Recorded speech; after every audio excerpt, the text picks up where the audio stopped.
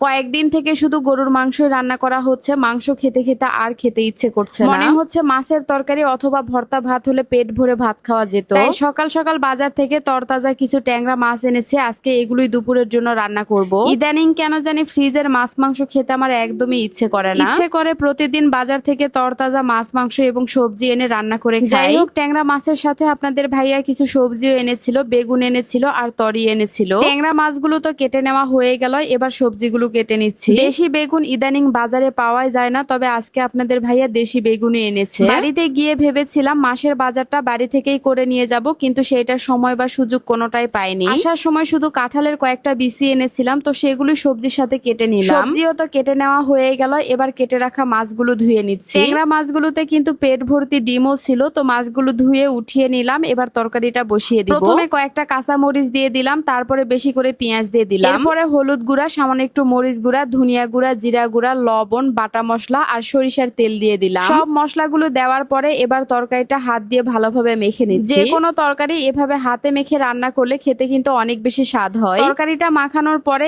এবার আমি ট্যাংরা মাছগুলো দিয়ে দিলাম। এরপরে আবারও একটু মাখিয়ে নিলাম। ভেবেছিলাম ট্যাংরা মাছ দিয়ে ঝোল রান্না করব, কিন্তু আপনাদের ভাইয়া বলল মাখা মাখা করে রান্না করতে, তাই অল্প একটু পানি দিয়ে তরকারিটা বসিয়ে দিলাম। কয়েকদিন থেকে যে পরিমাণ গরম পড়েছে, চুলার পাশে দাঁড়িয়ে থেকে রান্না করা তো দূরের কথা, চুলার পাশে যাওয়াই যাচ্ছে না। রান্না না করলে উপায় নেই, এই গরমের মধ্যে রান্না বান্না করতে হচ্ছে। ফ্রিজে কিছু টুনা মাছ ছিল, তো সেগুলো বের করে ভিজিয়ে রাখলাম, রান্না করব। আর এদিকে তরকারিটাও রান্না করা হয়ে গেছে। একেবারে ঝোল না রেখে অল্প পরিমাণে ঝোল রেখে আমি তরকারিটা নামিয়ে নিলাম। ঝটপট করে একটা রান্না করা তো হয়ে গেল, এবার টুনা ফিশ রান্না করব। সামুদ্রিক মাছ আপনারা কে কিভাবে রান্না করেন আমি জানি না, কিন্তু আমি সাধারণত সামুদ্রিক মাছ যেভাবে রান্না করি সেইভাবেই আপনাদের সাথে শেয়ার করছি। প্রথমে আমি বেশি করে পেঁয়াজ ভেজে নিয়েছি, তারপরে সব মশলাগুলোই দিয়েছি। মশলা কষানোর জন্য সামান্য একটু পানি দিয়ে দিলাম। প্রথমে মশলাগুলো ভালোভাবে কষিয়ে নিব, তারপরে মাছগুলো দিয়ে দিব। আমি শুধু পেঁয়াজ দিয়ে সামুদ্রিক মাছ রান্না করি, তবে অনেকে সরিষা বাটা দিয়েও রান্না করে। যাই হোক, এদিকে মশলাও কষানো হয়ে গেছে, একটু নেড়ে চেড়ে এখন আমি মাছগুলো দিয়ে দিব।